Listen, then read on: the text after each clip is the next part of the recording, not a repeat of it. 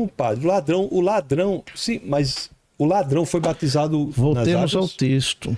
E o ladrão foi batizado nas águas? Vamos voltar ao texto. Qual? Sobre o... Atos capítulo 2. Ele diz aqui, olha... Arrependei-vos e cada um de vós seja batizado em nome de Jesus Cristo para o perdão dos vossos pecados e recebereis o dom do Espírito Santo. A promessa é para vós e vossos filhos, etc, etc. Com muitas outras palavras ainda, Pedro lhes dava testemunho e os exortava, dizendo: os que aceitaram as palavras de Pedro receberam o batismo. Naquele dia foram acrescentadas a eles cerca de 3.000 pessoas. Sim. Ele não está falando do batismo de desejo, que é o que salvou o homem na cruz. Quais são os batismos no catolicismo, no romanismo? A igreja diz o seguinte: o batismo é um só, mas você tem o batismo de desejo e o batismo de sangue. O batismo de sangue é quando o catecúmeno, aquele que está se preparando para o batismo, morre pelo martírio antes de ser batizado. Batismo de sangue. Mas está na Bíblia isso aí?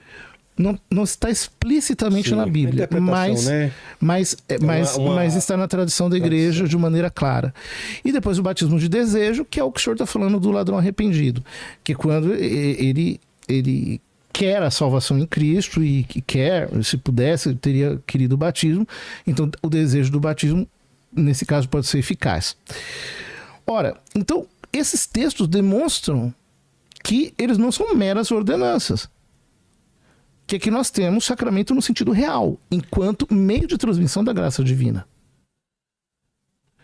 Veja, uma pessoa que não é batizada nas águas, ela não é salva? Uma pessoa, primeiro que sim, batismo nas águas, o que vocês entendem por batismo não é exatamente o que nós entendemos por batismo, mas tudo bem. Uma pessoa que não é batizada, se ela não teve a fé... É muito difícil as respostas, né? Assim, sabe por quê, pastor? Veja bem. O batismo nas águas é essencial. Aí eu pergunto, se a pessoa não for batizada, ela não é salva? Aí não tem uma resposta. Pela assim, escritura, não. Não. Mas em que sentido? Quem crê e for batizado será salvo. Quem não crê será condenado.